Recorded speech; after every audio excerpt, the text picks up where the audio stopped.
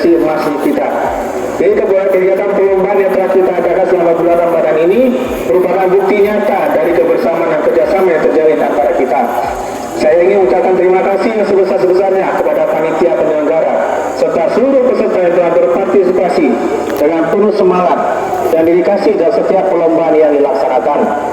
Melalui kegiatan ini kami tidak hanya ingin mengapresiasi prestasi dan keberhasilan para pemenang, tapi juga ingin menyampaikan pesan bahwa setiap usaha dan pengorbanan yang kita lakukan dalam menjalankan ibadah di bulan suci Ramadan ini sangat bernilai di hadapan Allah